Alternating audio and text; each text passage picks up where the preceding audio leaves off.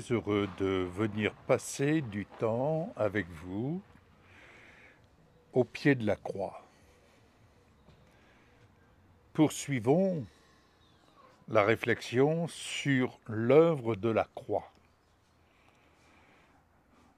Cette œuvre accomplie par notre Seigneur Jésus-Christ. Comme c'est indiqué ici, son nom est indiqué sur la croix. Ce matin, en méditant, 3 mots me sont venus: la foi, l'espérance et l'amour. 3 mots que grand nombre de croyants connaissent, mais il nous est dit que la plus grande de ces 3 choses, c'est l'amour. Alors, la foi, elle vient de ce que nous entendons, et ce que nous entendons de la parole de Dieu. Car si notre foi vient d'une source étrangère à la parole de Dieu, comme un cher ami le disait un jour, c'est une foi foireuse. En outre, la foi qui vient de la parole de Dieu, c'est une foi qui ne faiblit pas.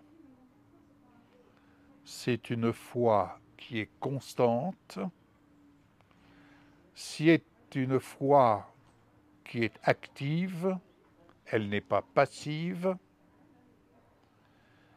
Et cette foi, c'est comme un muscle.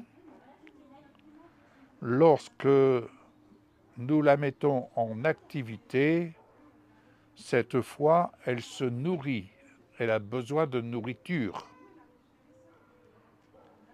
Et la nourriture, c'est la parole.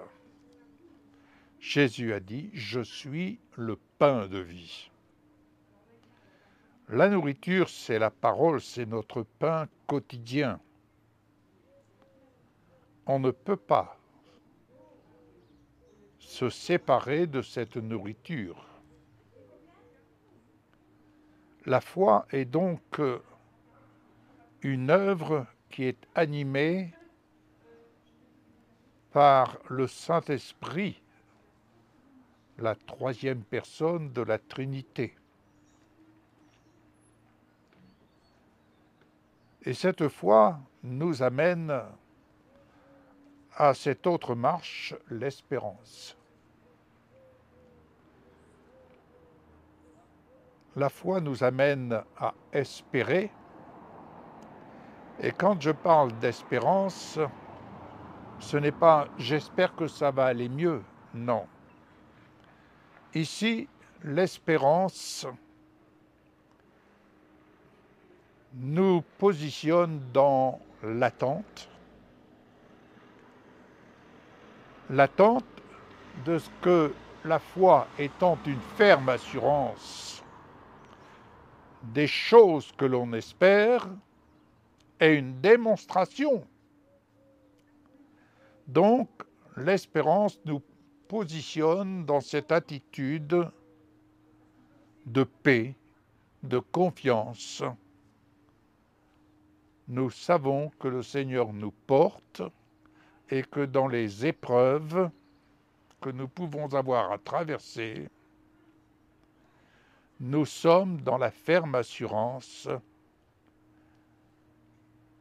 qu'il nous donne le moyen d'en sortir et nous continuons de marcher avec assurance jusqu'à ce que nous parvenions là où il nous donne rendez-vous. Mais maintenant, il nous est dit que la plus grande de ces 3 choses, c'est l'amour. Alors là, mes bien-aimés, l'amour est un grand mot dans la bouche d'un grand nombre. Mais voyez-vous, la croix est la source, le rendez-vous de notre amour. En dehors de la croix, le témoignage de l'amour, je ne le trouve pas. Si vous le trouvez,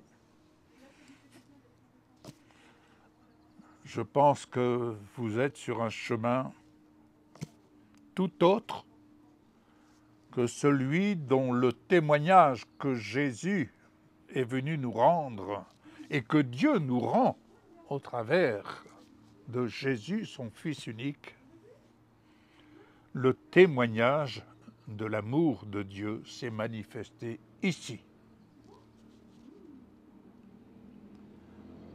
L'amour est la plus grande de ces trois choses parce que tout simplement Dieu est amour. Je me souviens, lorsque Jésus a franchi la porte de mon habitation, de ma demeure, de mon intimité, j'aime à le souligner car son entrée est encore présente, comme en ce jour de janvier 1977. Vous connaissez la parole dans l'Apocalypse où Jésus donne à l'apôtre Jean d'écrire à une église: « Ce que j'ai contre toi, c'est que tu as perdu ton premier amour. »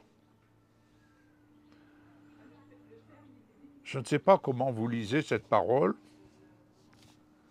Personnellement, je la lis et quand j'entends cette parole, je dis: Seigneur, ce premier jour où tu es entré dans ma vie, il est là, présent, aujourd'hui encore.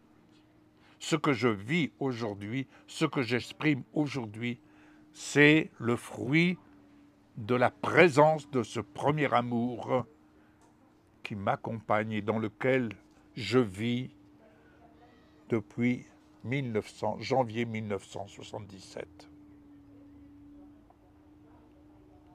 Ma réflexion est très simple, vous savez.